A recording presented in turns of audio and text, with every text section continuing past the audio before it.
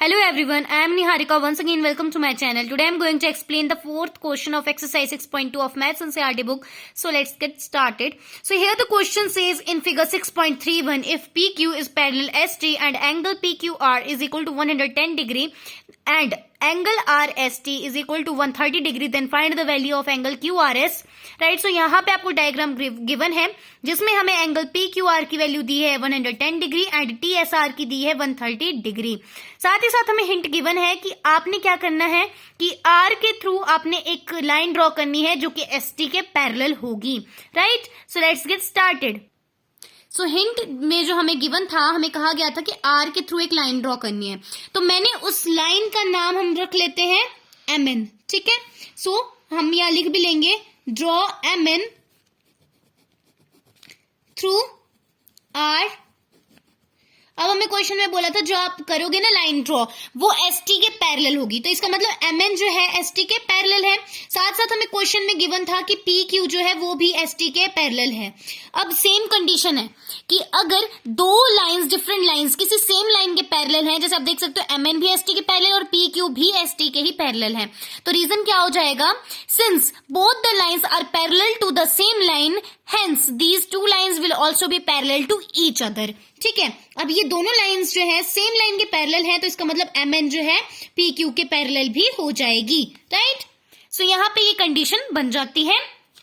अब करते हैं सॉल्व करना स्टार्ट। अब आप यहाँ देख सकते हो कि एंगल PQR जो है एंगल MRQ के साथ एक को इंटीरियर एंगल फॉर्म कर रहे हैं, मतलब ये एक को इंटीरियर एंगल फॉर्म हो रहा है। सेम एज यहाँ पे भी जो है TSR जो है एंगल SRN के साथ एक को इंटीरियर एंगल फॉर्म कर रहा है।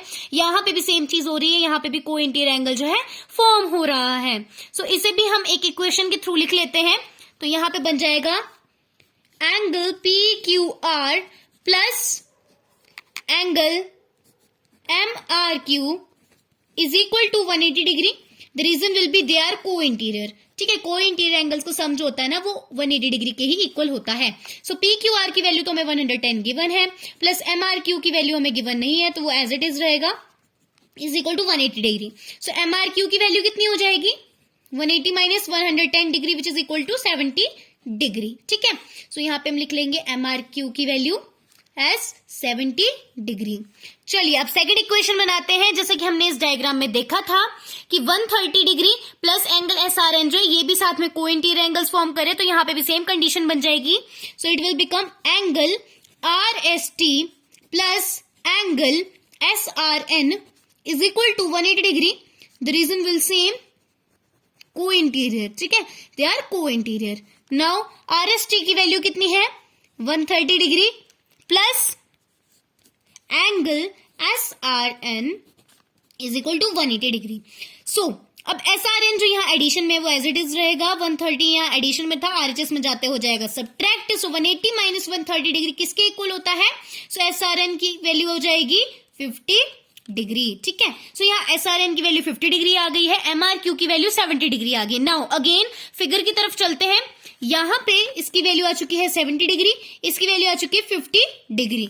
अब हमें चाहिए QRS की वैल्यू, तो आप एक और चीज नोट कर सकते हैं कि ये तीनों जो है मिलकर एक लीनियर पेयर बना रहे हैं, मतलब ये तीनों जो है मिक्स होके एक स्ट्रेट लाइन पे फॉर्म हो रहे हैं। तो हम एक नई इक्वेशन बना सकते हैं which will become angle MRQ plus angle QRS plus angle SRN is equal to 180 degree.